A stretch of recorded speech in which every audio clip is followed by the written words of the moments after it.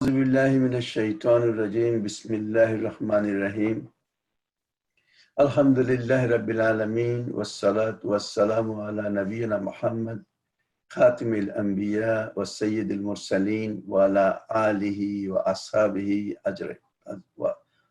أجمعين وأما بعد قال الله تعالى في كتابه الكريم إن عدة الشهور عند الله 12 شهرا في كتاب الله يوم خلق السماوات والأرض منها 4 حرم ذلك الدين القيم فلا تظلموا فيهن أنفسكم।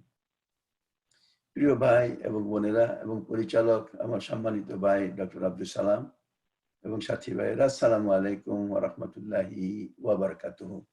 ওয়া আলাইকুম আসসালাম ওয়া রাহমাতুল্লাহি ওয়া বারাকাতুহু। আমি সওয়াবের আশায় প্রথমে কোরআনের একটি আয়াত তেলাওয়াত করলাম, যেটা কেউ তেলাওয়াত করে নাই, সূরা তাওবার 36 নম্বর আয়াত, এবং এই 36 নম্বর আয়াতটি আশুরার সাথে সম্পৃক্ত। আমরা জানি মুহররম এর অর্থ সম্মানিত। মুহররম অত্যন্ত বরকতময় একটা মাস, এবং আমরা জানি হিজরি সনের প্রথম মাস। সম্মানিত এই জন্য যে আয়াত আমি তেলাওয়াত করেছি সেই অনুসারে এটি আশহুরে হারাম এর 4 মাসের একটি মাস, বাকি 3টা মাস রজব, শাবান, জিলকাত।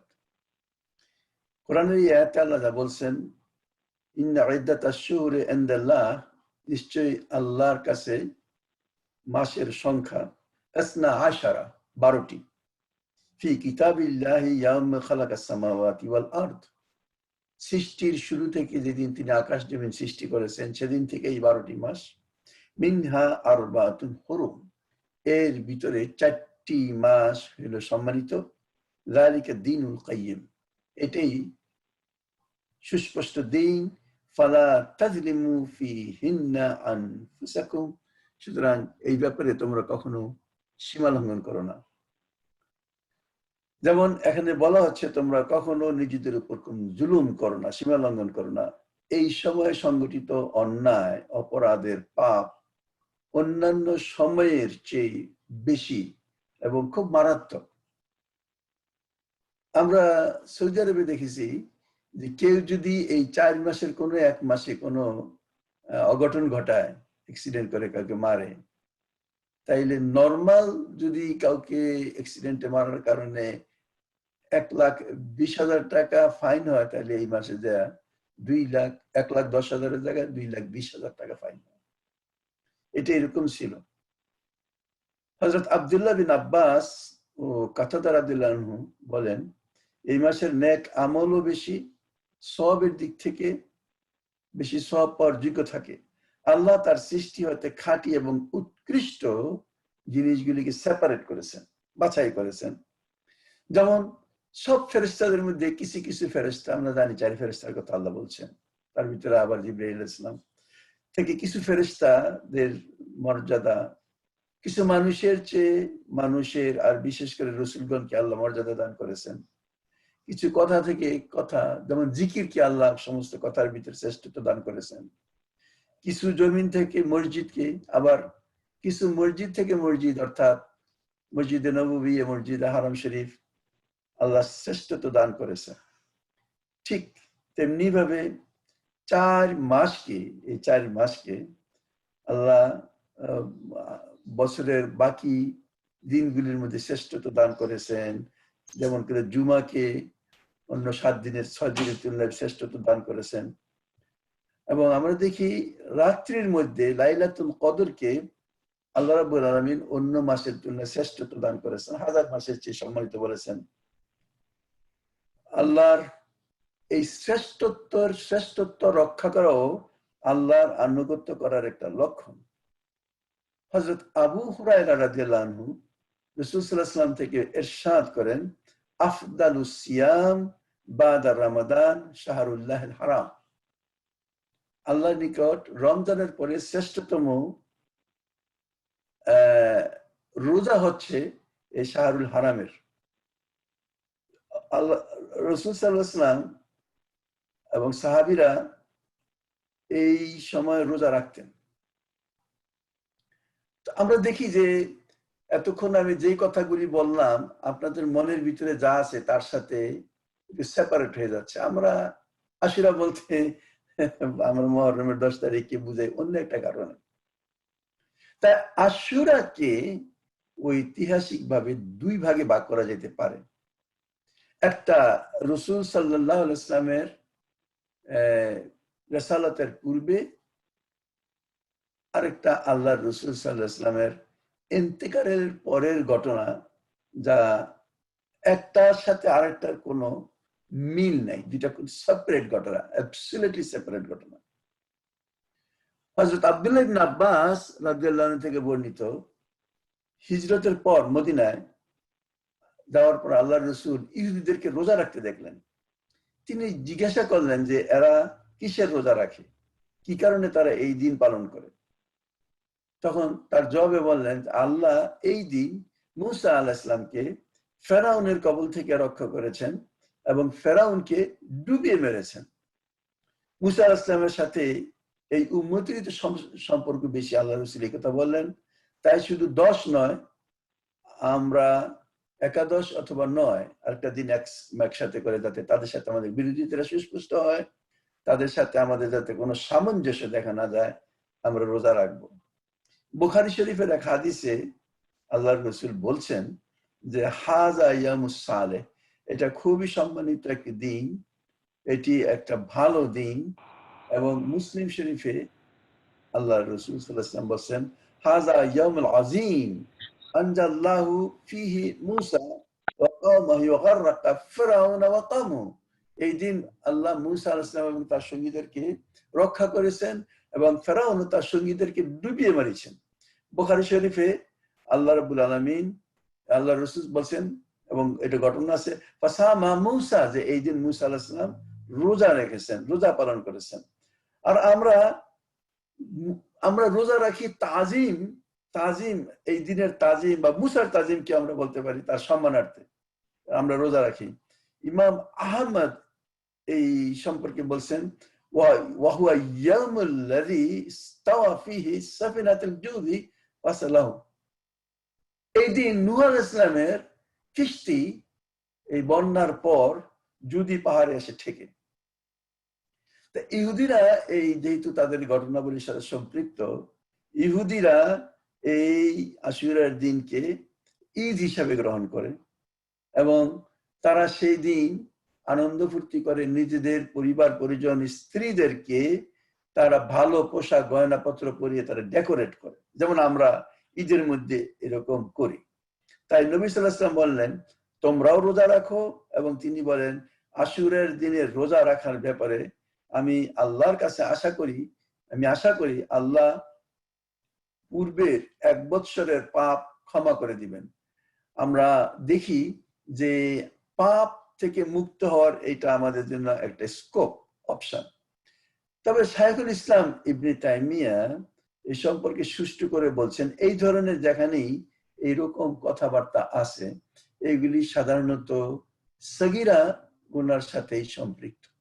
কবিরা গুনার ক্ষেত্রে তওবার প্রয়োজন, কবিরা গুনার ক্ষেত্রে মনের যে চেঞ্জ, সেটাকে পরিবর্তন করার প্রয়োজন রয়ে গেছে।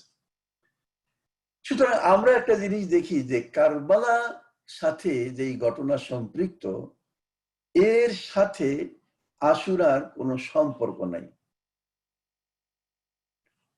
কারবালার এই ব্যাপারটা বুঝতে হইলে কিছুটা এটা খুব একটা প্যাথেটিক, একটা কঠিন, এবং আমরা বলবো যে খুব কষ্টকর একটা ব্যাপার। আমরাও ছোটবেলায় পড়েছি, কবিতা পড়েছি, নীল সিয়া আসমান, লালে লাল দানিয়া, আম্মা গো লাল তেরি খুন কিয়া খুনিয়া, কাঁদে কোন ক্রন্দসী কারবালা ফোরাতে, সে কাঁদনে আসুয়ানে সীমারের ছড়াতে। আমাদের পাঠ্যপুস্তকে এরকম কথা ছিল মুহররম সম্পর্কে। আবার আমরা ছোটবেলায় পাঠ্যপুস্তকে বিষাদ সিন্ধু বইটার একটা ছোট্ট সংস্করণ, এই জিনিসটা আমরা পড়েছি। আমরা অনেক চোখের পানি ফেলেছি। এবং সত্যি কথা কি, বিষাদ সিন্ধু কোনো ইতিহাসের বই না, এটা একটা কাব্য। কাব্যকে খুব আকর্ষণীয় করার জন্য যা করার মোশাররফ হোসেন ঠিক তাই করেছেন, কিন্তু দিন সম্পর্কে না জানার কারণে আমরা এ সম্পর্কে সঠিক ইতিহাস আমরা আসলে জানতে পারি না। সত্য কথা বলতে কি, এই আশুরা 100% রাজনৈতিক একটা ব্যাপারের সাথে সম্পৃক্ত। আমরা অনেকেই আবার মন মানসিকতার দিক থেকে আমরা রাজনীতির কথা শুনতে চাই না, কিন্তু বাস্তব কথা হলো এই যে আমাদের সবকিছুকে রাজনীতি নিয়ন্ত্রণ করে।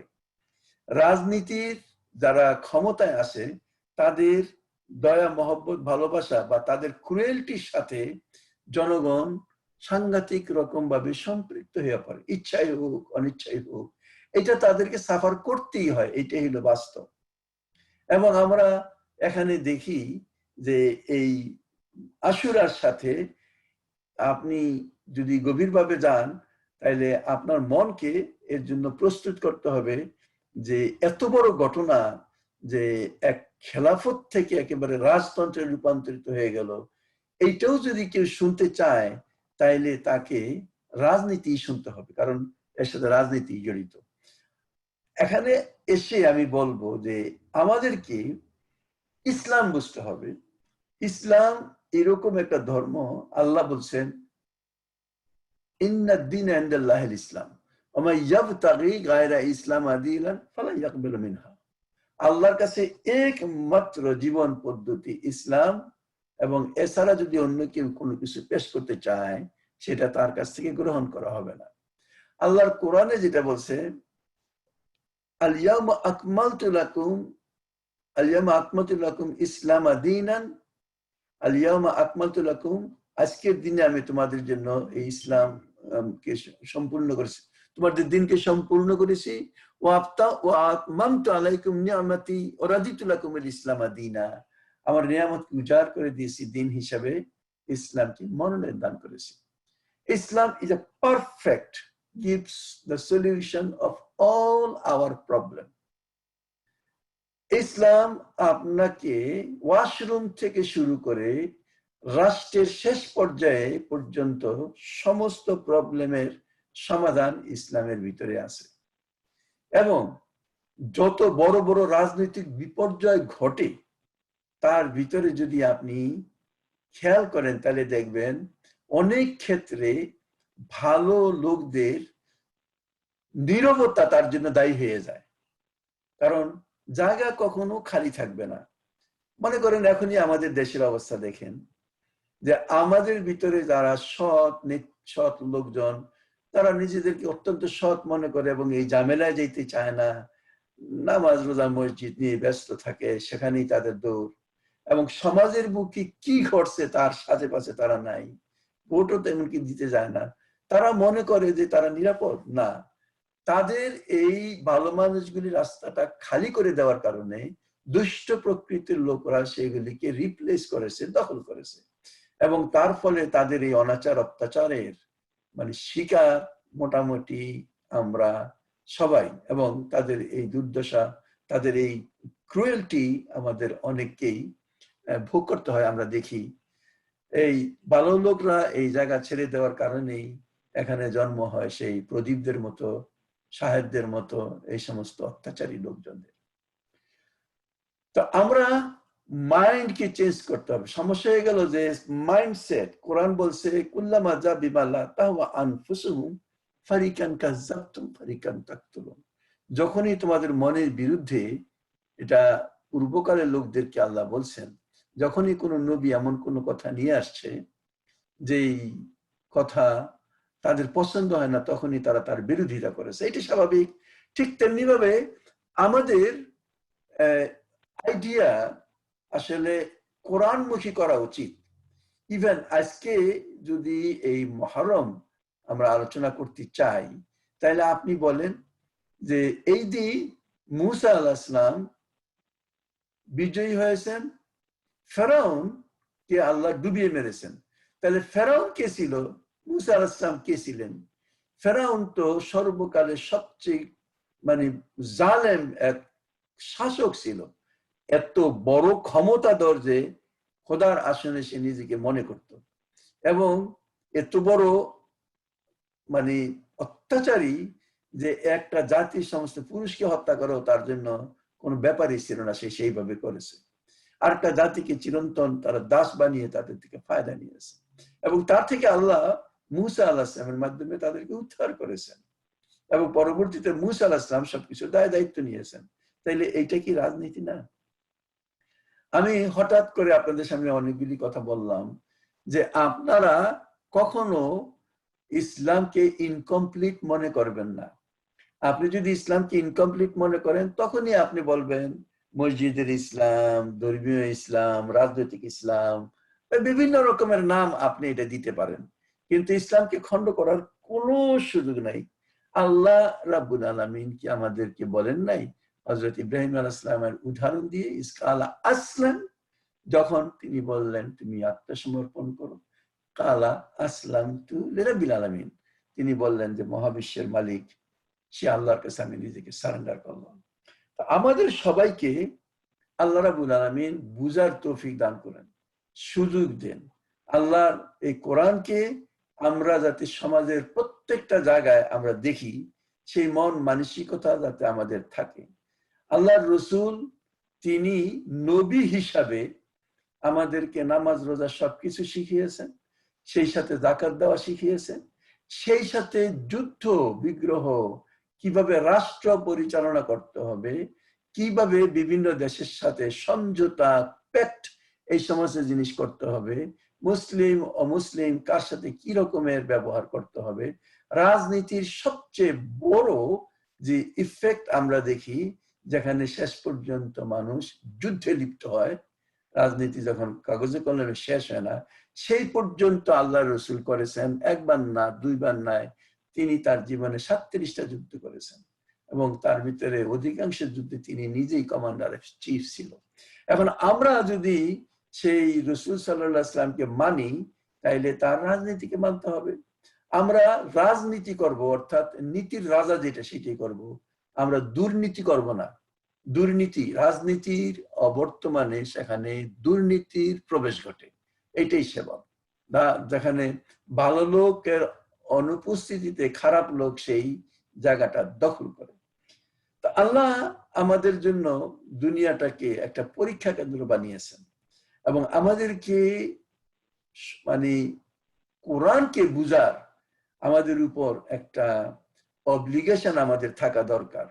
ফরজ করেছেন হালাল হারাম ন্যায় অন্যায় বুঝার ইলম হাসিল করা, এবং বলেছেন যে যে ব্যক্তি আল্লাহর হালালকৃত জিনিসকে হারামকৃত জিনিসকে বুঝতে পারলো না, এই সম্পর্কে জ্ঞান হাসিল করতে পারো না, কঠিন বিচারের দিনে তার অজুহাত পেশ করার মতো কিছুই থাকবে না। শাস্তি থেকে বাঁচার জন্য যে কারণে আমি এটা করি নাই তার কোনো সুযোগ তার নাই। দায় দায়িত্ব অনুভব করতে হবে। কারবালার এই ঘটনার সাথে যদি আপনি দেখেন, তাহলে আপনি অনেক ক্ষেত্রে দেখবেন যে কিছু সাহাবীদের এই নীরবতা পালনও তার জন্য দায়ী ছিল। একটু পিছন থেকে আমি বলি যাতে আপনারা বুঝেন, পরবর্তীতে সেই ঘটনাটা আমাদের জন্য খুব সহজ। খেলাফত রাশিদা কেবল একটা রাজনৈতিক ব্যবস্থাই না, বরং তা ছিল নবুয়তের পূর্ণ প্রতিনিধিত্বশীল একটি ব্যবস্থাপনা। খেলাফত রাশিদা, তারা রাষ্ট্র শাসন করেছেন, কিন্তু কিভাবে? খেলাফত আলা মিনহাজ আর নবুয়ত, অর্থাৎ নবুয়তের পদাঙ্ক অনুসরণ করেই তারা সেই কাজটা করেছেন।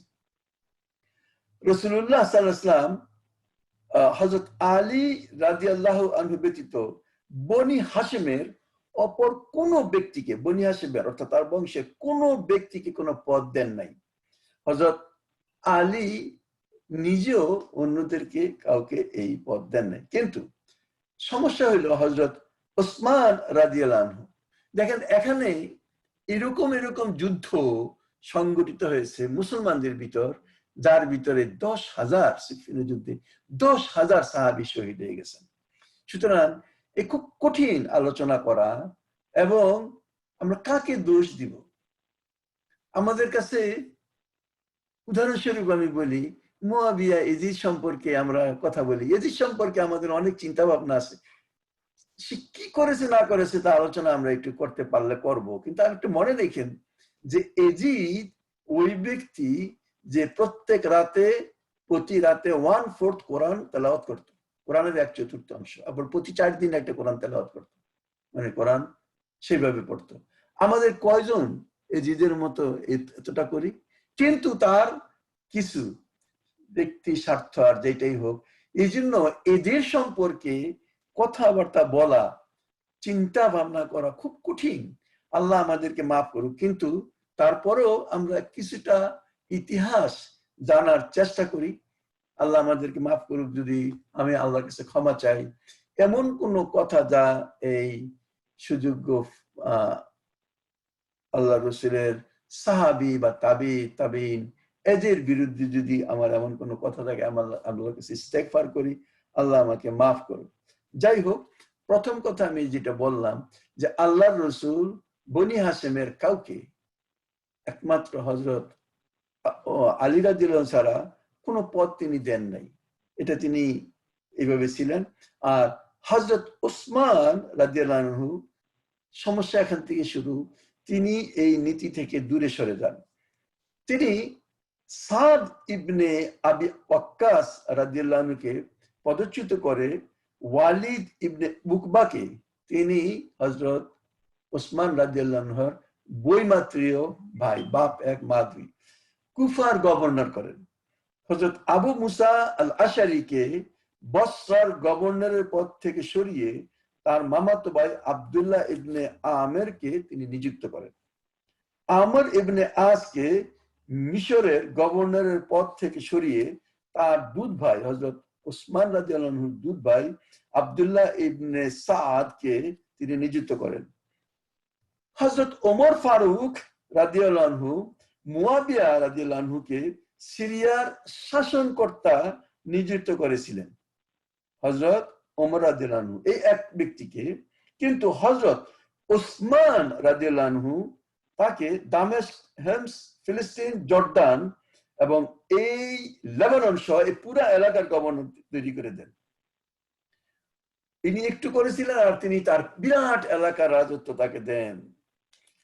চাচাতো ভাই হযরত ওমর রাদিয়াল্লাহু, হযরত ওসমান রাদিয়াল্লাহু চাচাতো ভাই মারওয়ান ইবনে হাকামকে তিনি সেন্ট্রাল সেক্রেটারি হিসেবে মনোনয়ন দান করেন। মারওয়ান ইবনে হাসান মানে এই হলো এরকম এক চতুর, বলতে পারেন যার অপকর্মের বলবো যে, বা যার এই পলিসির কারণে ইসলামের সবচেয়ে বেশি ক্ষতি হয়ে যায়। যাই হোক, এমনি করে আমরা দেখি এক বংশের হাতে, হযরত ওসমান রাদিয়াল্লাহু আনহুর সময় এক বংশের হাতে প্রায় সমস্ত ক্ষমতা কেন্দ্রীভূত হয়ে যায়। এই বংশের যারা শাসক যারা ছিল, তারা এটাকে নিজেদের বিজয় মনে করত এবং বিজয় মনে করার কারণে যথেচ্ছাচার তারা ছিল, শাসক ছিল এবং পলিটিক্যালি তারা সাংঘাতিক রকমের ক্যাপেবল মানুষ ছিল, এটা ঠিক। কিন্তু তাদের মধ্যে আল্লাহ ভীতির অভাব ছিল। মনে রাখবেন, আল্লাহ তার দ্বীনের ব্যাপারে অনেক ক্ষেত্রে অনেক ফাসেক, অনেক জালেম, ইমান কাফেরদের থেকেও তিনি খেদমত নেন, যদিও তারা আখিরাতে কিছু পাবে না, কিন্তু আল্লাহ দ্বীনের স্বার্থ, দ্বীনের খেদমত তাদের কাছ থেকে নেন। এরা প্রায় সবাই, এই বংশের প্রায় সমস্ত লোক ইসলাম গ্রহণ করে নাই ততক্ষণ, প্রায় সবাই যতক্ষণ না মক্কা বিজয়ের পর আর কোনো উপায়ন্তর তাদের নাই, তখন তারা ইসলামে প্রবেশ করে। এবং তাদের এই লেট ইসলামে প্রবেশ করা মানে তাদের আল্লাহ রসুলের যে সুন্নত ট্রেনিং, এইটার খুব সুযোগ তাদের ভিতরে ছিল না। হযরত মুয়াবিয়া রাদিয়াল্লাহু আনহু, ওয়ালিদ ইবনে উকবা রাদিয়াল্লাহু আনহু এবং মারওয়ান ইবনে হাকাম রাদিয়াল্লাহু, এরা হইল ওই সমস্ত লোকজন যাদের পিতারা ওই সাধারণ অ্যামনেস্টি, সাধারণ ক্ষমার অংশ হিসেবে ইসলামে আসে, তাদেরকে মাফ করছেন। তার আগের মুহূর্ত পর্যন্ত ইসলামের বাতিকে নিভিয়ে দেওয়ার জন্য তারা চেষ্টা করেছে। এই হলো সেই ব্লাড। মারওয়ানের বাবা রাসূল সাল্লাল্লাহু আলাইহি ওয়াসাল্লাম, মানে মারওয়ানের বাবাকে রাসূল সাল্লাল্লাহু আলাইহি ওয়াসাল্লাম তায়েফে দেশান্তর করে দেন। তার ইসলাম তো গ্রহণ করেছে, মদিনা হিজরত করেছে, কিন্তু তার কাজ কারবারের কারণে, যে সে আমাদের জন্য ট্রাভেল মেকার, তাকে তায়েফে আপনি এক্সাইল করেন। তখন মারওয়ানের বয়স 5-7 বছর ছিল। হযরত আবু বকর এবং হযরত ওমর রাদিয়াল্লাহু তাদেরকে আসার কখনো অনুমতি দেন নাই, কিন্তু হযরত উসমান রাদিয়াল্লাহু আনহু তাদেরকে ফিরিয়ে আনেন এবং মারওয়ানকে মানে পুরা ইসলামী রাষ্ট্রের সেন্ট্রাল মানে চিফ সেক্রেটারি হিসাবে নিয়োগ দেন এবং ওয়ালিদ ইবনুল উকবা যাকে বলে তিনি এমন এক ব্যক্তি কতটুকু পরিবর্তন হয়েছে যে তিনি একবার মদ পান করার এলিগেশনে তিনি সাব্যস্ত হন। হযরত ওসমান মুয়াবিয়াকে দীর্ঘদিন ক্ষমতায় রাখেন, প্রায় 12 বছর। সে কারণে তিনি তার এলাকায় এক শক্ত পজিশন তৈরি করেন। হযরত আলী রাদিয়াল্লাহু আনহুকে তার আসলে খেসারত দিতে হয়। শাম, সিরিয়া যাকে বলে, এটা রাষ্ট্রগুলির বর্তমানে যে বর্ডার আমরা দেখি এই বর্ডার নয়, রাষ্ট্রের অনেক পরিবর্তন হয়েছে।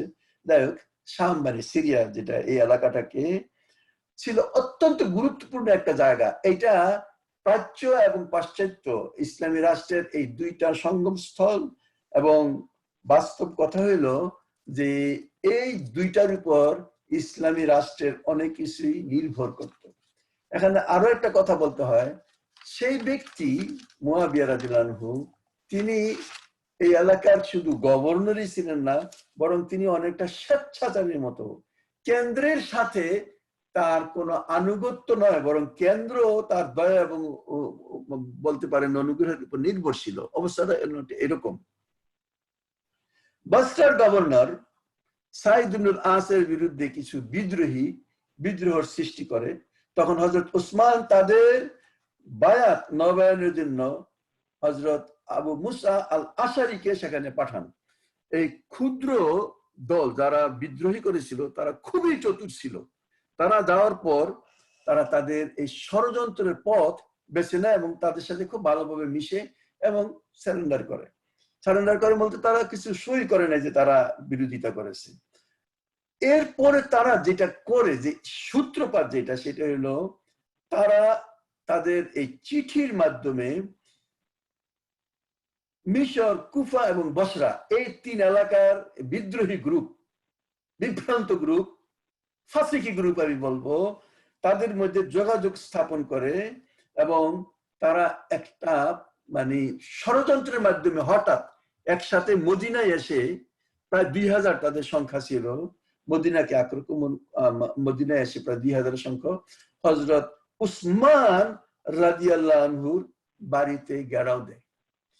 যুক্তি হিসাবে তারা বলে যে উসমান রাষ্ট্রীয় যেই পদ, যা সমস্ত মুসলমানদের অধিকার, তা শুধুমাত্র তার পরিবারের লোকদের জন্য ব্যবহার করেছে। এই অজুহাতে তারা হযরত উসমান রাদিয়াল্লাহু আনহুর মানে তার বাড়ি দখল করেন, এইরকম তার ঘেরাও দেন। যাই হোক, অকস্মাৎ মদিনা আক্রমণ তারা করে বসে। যাই হোক, এই লোকগুলি কোনো ইম্পর্টেন্ট লোক ছিল না, কোন এলাকার কোনো প্রতিনিধিও ছিল না। মদিনায় পৌঁছে তারা হযরত আলী রাদিয়াল্লাহু আনহু, তালহা রাদিয়াল্লাহু আনহু এবং জুয়েব রাদিয়াল্লাহু আনহুকে তাদের দলে বিরানোর চেষ্টা করেন, ওই সমস্ত আর্গুমেন্ট দিয়ে যে হযরত উসমান তার এই ক্ষমতাকে নিজের ফ্যামিলির জন্য ব্যবহার করেছেন। এই 3 জন তাদেরকে মানে চেষ্টা করবে তো দূরের কথা, বরং তারা তাদের প্রত্যেকটা প্রশ্নের উত্তম জবাব দিয়ে দেন। কিন্তু এই লোকগুলির মতলব ছিল অন্যরকম। তারা হযরত উসমান রাদিয়াল্লাহু বাড়ি গ্রহণ করে রাখে। তাদের দাবিটা কি ছিল যে উসমান রাদিয়াল্লাহু আনহুকে খেলাফত ত্যাগ করতে হবে। তারা শান্তিপ্রিয় মদিনায় অনাচার করতে থাকে, বিভিন্নভাবে থাকার 2000 লোক, আর বাকি লোকেরা, পরহেজগার লোকেরা, তারা কিং কর্তব্যবিমূঢ় হয়ে কি করবে সেটাই তারা দেখতেছিল। এই লোকগুলি উম্মুল মুমিনিন হযরত হাবিবা রাদিয়াল্লাহু আনহাকে অপমান করে। এই অবস্থা দেখে হযরত আয়েশা রাদিয়াল্লাহু আনহা তিনি বললেন, আমি কি আমার ইজ্জত বিকিয়ে দিব? এই কথা বলে হযরত আয়েশা মক্কা থেকে হিজরত করে মদিনায় চলে যান। খুব মানে কষ্টকর, নিজের মান সম্মান ইজ্জতকে রক্ষা করার জন্য। যাই হোক, এর ভিতরে তারা আরো মারাত্মক এক মানে বিপর্যয়ের সৃষ্টি করে, ঘটনার সৃষ্টি করে এবং এক পর্যায়ে হঠাৎ হযরত উসমান রাদিয়াল্লাহু আনহুকে শহীদ করে বসে। হযরত উসমান রাদিয়াল্লাহু আনহু আল্লাহর রাসূলের আশারায়ে মুবাশশিরিনের একজন। 3 দিন পর্যন্ত এমন এক বেবাচাকাময় অবস্থা যে লাশ সেখানে পড়ে থাকে, তার লাশ মোবারক দাফন করা পর্যন্ত হয় নাই। যাই হোক, এবং শুধু তাই না, এই জালেমরা হযরত ওসমান রাদিয়াল্লাহু আনহু সবকিছু লুট করে, বাড়িঘর লুট করে। যে কথাটা বলছিলাম যে মদিনাবাসী কিং কর্তব্য বিমূঢ় হয়ে যে তার কি অবস্থার সৃষ্টি হয়েছে এই ঘটনা তারা দেখতে থাকে, কিন্তু তারা কি করবে না করবে কিছুই বুঝে নাই। হযরত ওসমান এই বিদ্রোহীদের বিরুদ্ধে সমস্যা হলো যে হযরত ওসমান রাদিয়াল্লাহু আনহুর অনুসারী সংখ্যা দেশে বিদেশে অর্থাৎ মদিনা এবং মদিনার বাইরে হাজারে হাজারে লাখে লাখে ছিল, কিন্তু তার চিন্তাধারা এরকম ছিল যে মুসলমানদের ভিতরে মুসলমানরা রক্তপাত করবে ইভেন এই মদিনায়, এটা আমি সহ্য করতে পারি না বা এটার অনুমতি আমি দেই না। এই ক্ষেত্রে আমি একা যদি মরে যাই, শহীদ হয়ে যাই, তাও কোনো উনি কেয়ার করেন নাই। কিন্তু ওনার চিন্তাধারা অনুসারে তিনি সেই সময় কোন রকমের সাহায্য যারা করতে চেয়েছে তাদেরকে তিনি অনুমতি দেন নাই। যাই হোক, এখন এই হযরত ওসমানের মৃত্যুর পর সিট তো খালি, এই সময় কে ক্ষমতায় আসবে? হযরত ওমর রাদিয়াল্লাহু আনহু মৃত্যুর পূর্বে যে 6 জনকে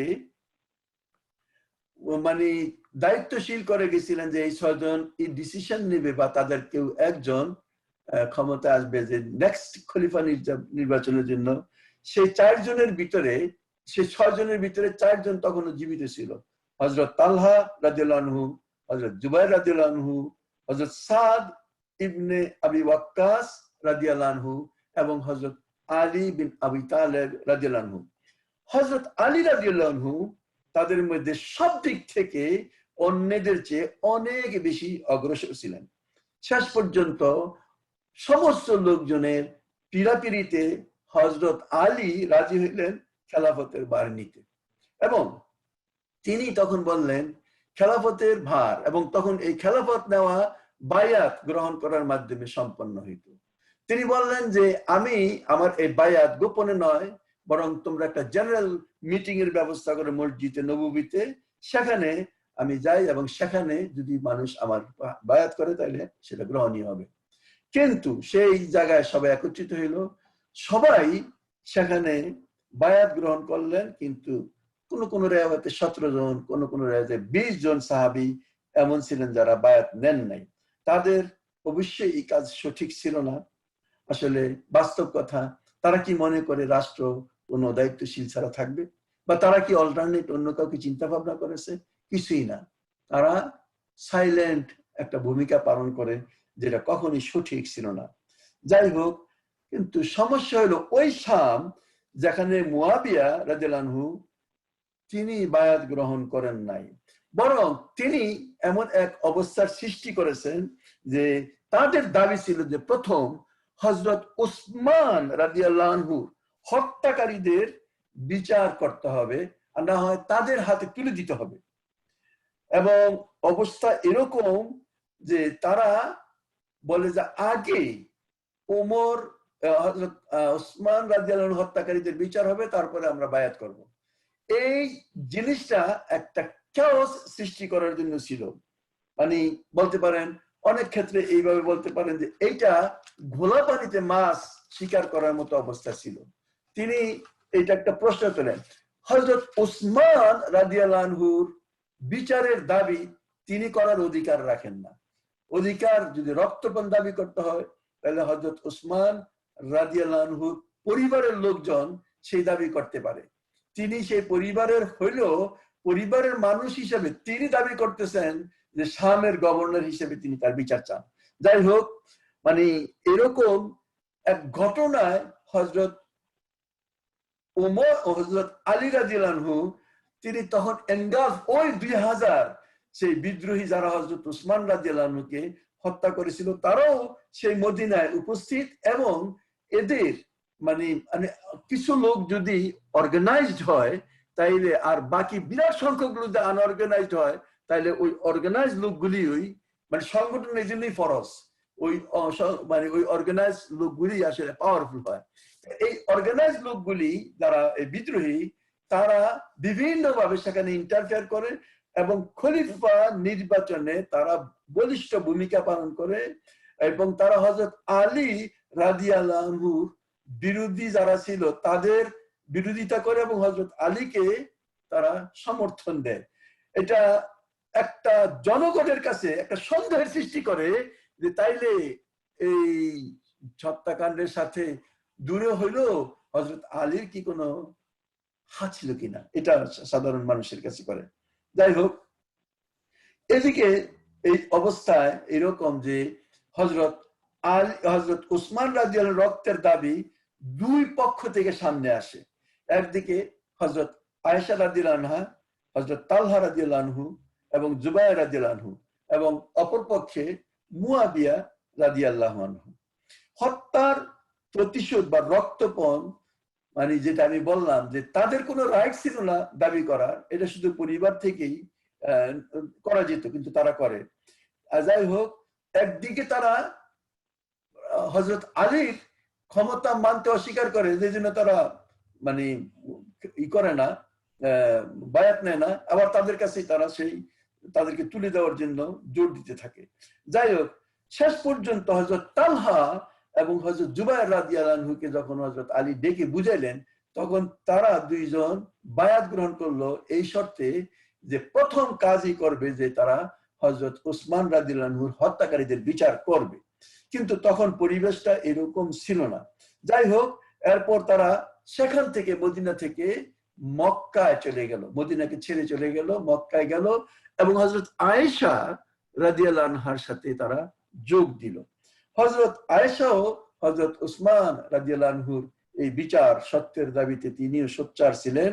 শেষ পর্যন্ত তারা যে মানে চিন্তা ভাবনা করলো এবং তারা তাদের পক্ষে, বিচারের পক্ষে আরো রায় পাওয়ার জন্য তারা এই একটা গ্রুপ হয়ে শেষ পর্যন্ত মানে কুফা ওই সমস্ত এলাকায় তারা যাওয়ার মানে একটা প্রোগ্রাম করে। সেই মানে তারা যখন সেই প্রোগ্রামে রওনা হবে বিচারের জন্য, সমর্থন আদায়ের জন্য, এবং তাদের সাথে তখন বনু উমাইয়ার সাইদ ইবনুল আস ও মারওয়ান ইবনুল হাকাম, ওই যে দুইজনের কথা আমি বলতেছি, এবং তারাও সেই কাফেলার সাথে রওনা দিল। রাস্তায় সাইদ, এরা কিন্তু ষড়যন্ত্রকারী, এরা এদেরকে নিশ্চিহ্ন করে ক্ষমতা থাকতে চায়। তাই হোক, রাস্তায় সাইদ ইবনুল আস তার দলের লোকদেরকে বললেন, যদি উসমান রাদিয়াল্লাহুর বিচার চাও তাহলে প্রথমে এই দুইজন অর্থাৎ তালহা এবং জুবায়েরকে হত্যা করো, কারণ তারা মদিনায় উপস্থিত থেকেও উসমান রাদিয়াল্লাহুকে রক্ষার কোনো ব্যবস্থা নেয় নাই, স্টেপ নেয় নাই। যাই হোক, কিন্তু মারওয়ান সে ছিল আরো চতুর, সে বলল না না, আমরা বরং তাদেরকে ওমরের হযরত আলীর বিরুদ্ধে খাটাবো এবং আলীর বিরুদ্ধে যুদ্ধ করে দিয়ে দুই পক্ষের ভিতরে তাদেরকে আমরা দুর্বল করব এবং আমরা আশা করি যে এদের এই গন্ডগোলের কারণে তারা দুর্বল হয়ে যাবে এবং হযরত আলী রাদিয়াল্লাহু আনহু মুয়াবিয়াকে খেলাফতের অনুসরণ করার জন্য তারা যে শামে যাচ্ছিলেন, তাদের আসল টার্গেট এইটাই ছিল। যাই হোক, বিরাট সংখ্যক তারা যে যাচ্ছে, বিরাট সংখ্যক মানে সাহাবী হযরত আলী যখন মুয়াবিয়াকে খেলাফতের অনুসারী করার জন্য শাম রওনা দিলেন এবং তাদেরকে বুঝায় একত্রিত করলেন, ফেরত আনলেন না, কিন্তু অনেক সাহাবী এটাকে গৃহযুদ্ধ মনে করলো এবং তারা তখন বিরত থাকে।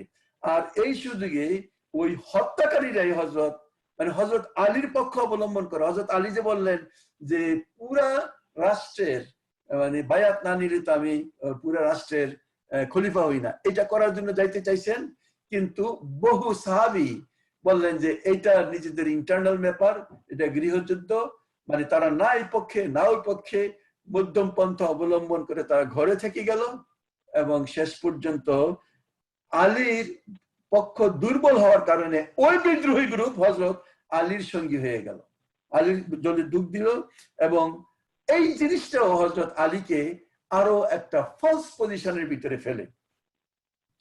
যাই হোক, এই উভয় দলের মধ্যে ঢুকে থাকা এই ষড়যন্ত্রকারীদের চক্রান্তে এই পর্যায়ে হযরত আয়েশা রাদিয়াল্লাহু আনহু হযরত আলী রাদিয়াল্লাহু আনহুর মধ্যে জামাল যুদ্ধ সংগঠিত হয়, জঙ্গে জামাল।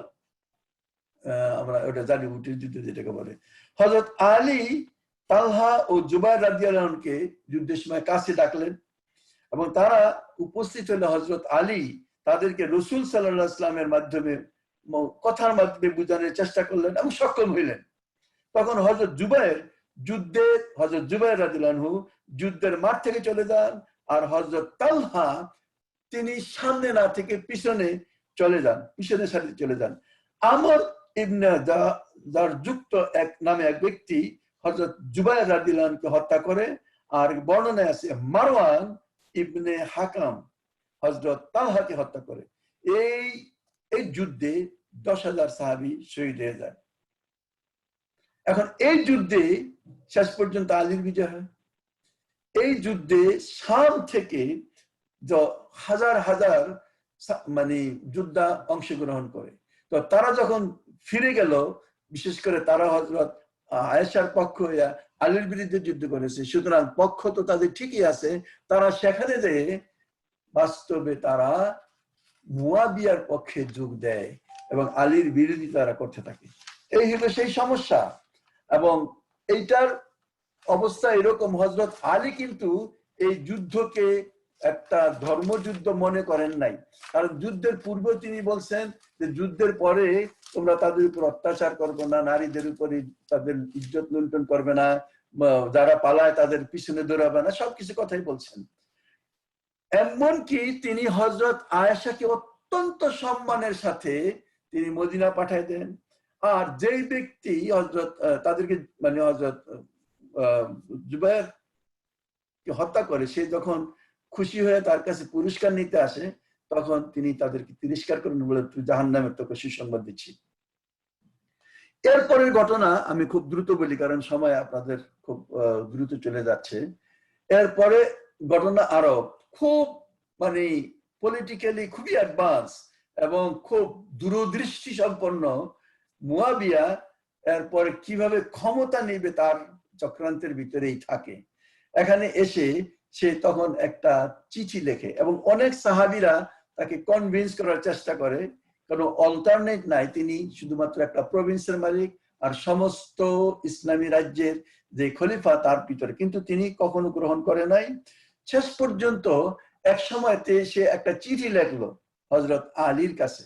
হযরত আলী ওই চিঠিটা খুলে দেখলেন যে তার খামের ভিতরে আসলে কোনো চিঠি নেই। উনি জিজ্ঞাসা করলেন এটা কি? তখন বলল যে এইটা আর কিছু না, এইটা আপনার দেহ থেকে সেই মাথাকে আলাদা করার নোটিশ। কিভাবে? বলল যে শামে 60,000 মুসলমান একত্রিত হয়েছে, যে তারা আপনি উসমান রাদিয়াল্লাহু আনহুর বিচার না করার প্রতিশোধ তারা নিবে। এবং এখানে আরো ঘটনা হলো এই যে হযরত উসমান রাদিয়াল্লাহু আনহুর স্ত্রী নায়েলা তিনিও সোচ্চার ছিলেন এবং তিনি তার এই আঙ্গুল কেটে দিয়ে দিলেন। এবং খুব নোমান ইবনে বশির এই চিঠি এবং নিয়ে গেল এবং সেই সাথে সে তার রক্তমাখা সেই কাপড়টাও সাথে নিয়ে গেল।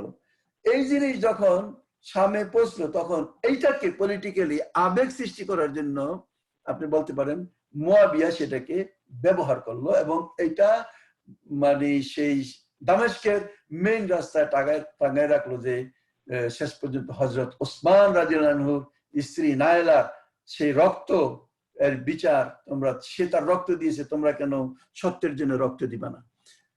এইভাবে এই ঘটনা ঘটতে থাকে। এর ভিতরে ইহুদিদের অনেক বড় ষড়যন্ত্র ছিল। আমরা জানি যে ইহুদি সন্তান এবং মুনাফিক আব্দুল্লাহ ইবনে সাবা এইটা বলতে পারেন যে একজন মাস্টার মাইন্ড সেখানে ছিল। অপবাদ দিয়ে হযরত উসমানের বিরুদ্ধে বিদ্রোহ, আপনি বলতে পারেন যে সেই যে হযরত উসমানকে হত্যা করার জন্য সে দায়ী ছিল। এবং এই ঘটনা মোটামুটি 35 হিজরিতে ঘটে। যাই হোক, হযরত আলী রাদিয়াল্লাহু আনহু এইভাবে চেষ্টা করতেছিলেন একটার পর একটা এটাকে সমাধান করার জন্য, কিন্তু শেষ পর্যন্ত তিনি সেখানে কোনো মতেই সাহাবীদের অনেকে যাদের এই ব্যাপারে ইন্টারফেয়ার করা দরকার ছিল, সেটা করে নাই। এর পরবর্তী ঘটনায় শেষ পর্যন্ত হযরত আলী মুয়াবিয়ার বিরুদ্ধে যুদ্ধ করার জন্য রওনা দিলেন, কিন্তু শেষ ঘটনাচক্রে দেখা গেল যে তাদের ভিতরে সিফিনের যুদ্ধ হয়। সেই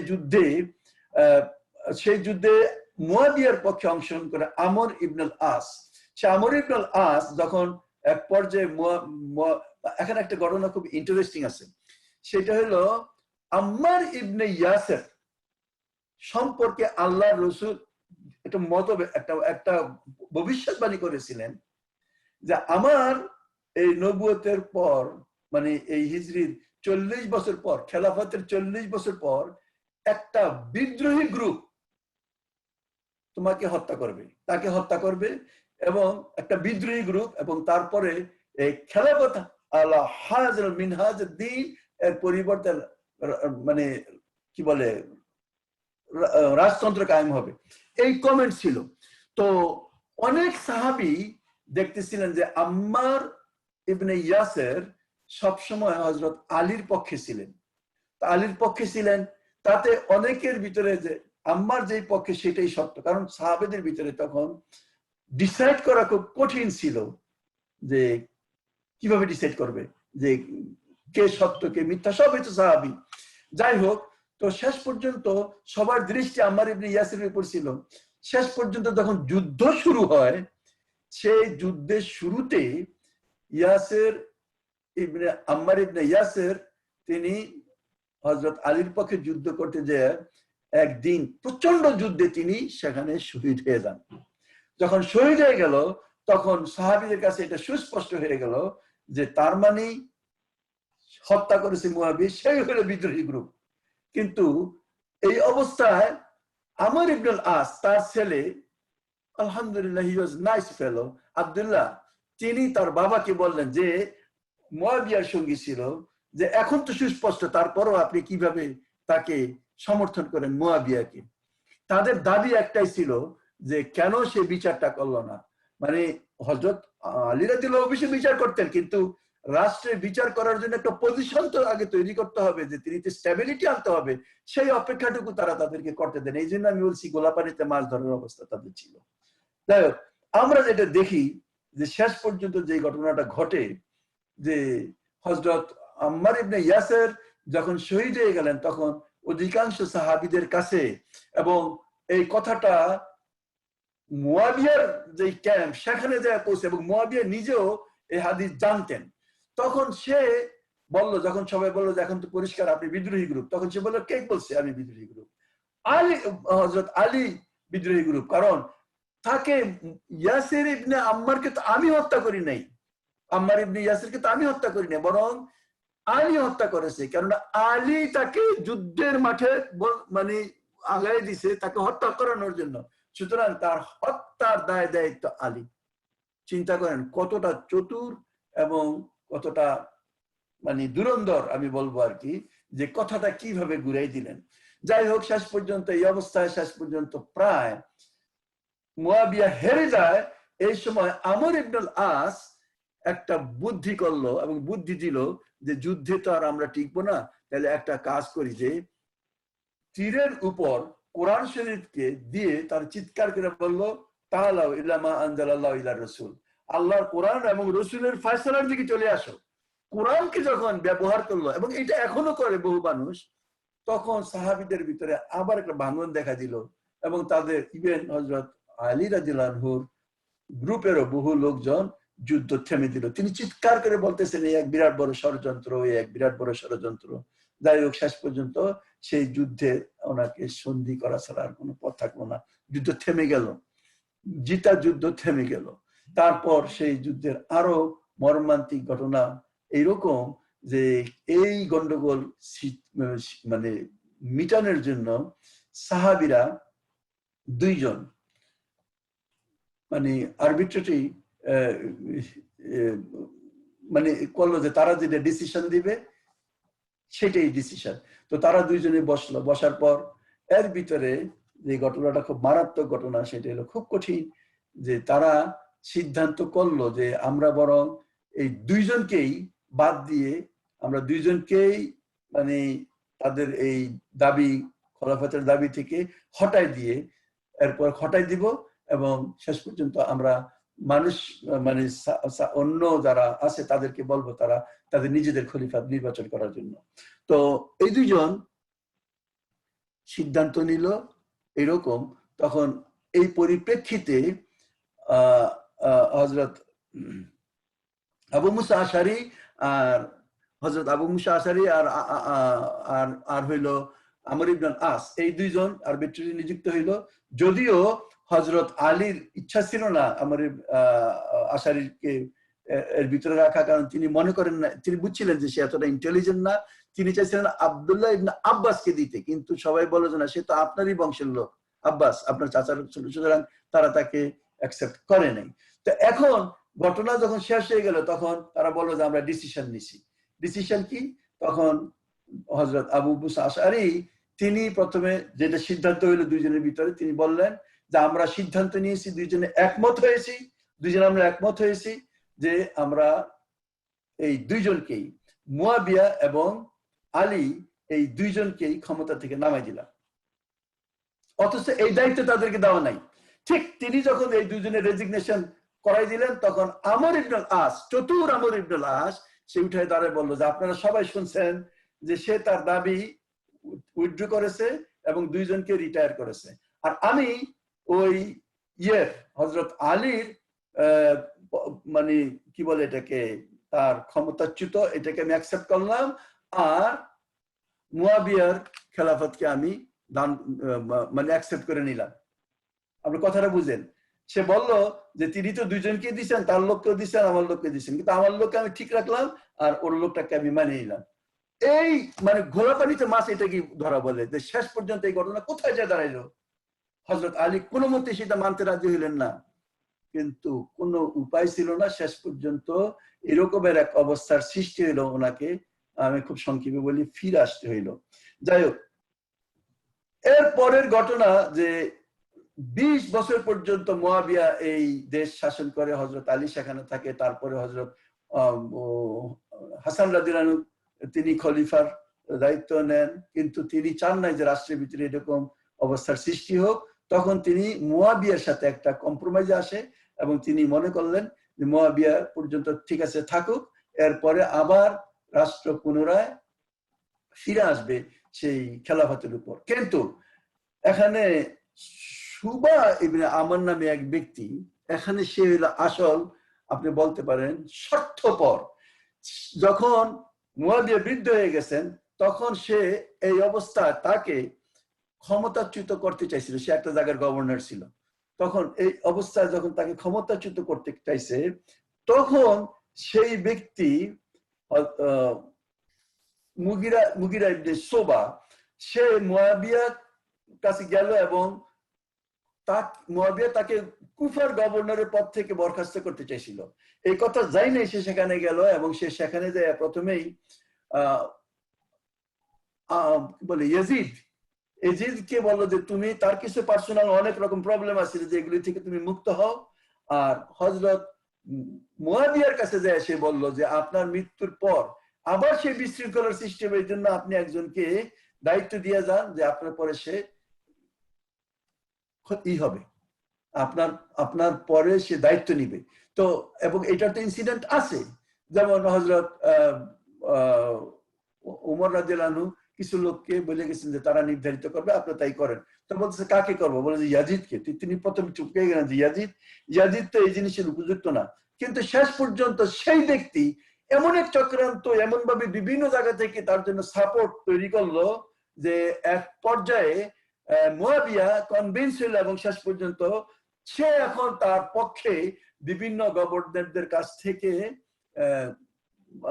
মানে বায়াত গ্রহণের সিদ্ধান্তে সে বিভিন্ন জায়গায় সফর করতে থাকে এবং মোটামুটি কাউকে পয়সা দিয়ে, কাউকে বিভিন্ন জায়গার দায়িত্ব দিয়ে সে এই কাজ করতে সক্ষম হয় এবং ফাইনালি মদিনায় পর্যন্ত যায় পৌঁছে এবং সেখানে এরকম কিছু ঘটনা সে সৃষ্টি করে যে সাহাবীদের জন্য আর কিছু করার উপায় তখন আর ছিল না। যাই হোক,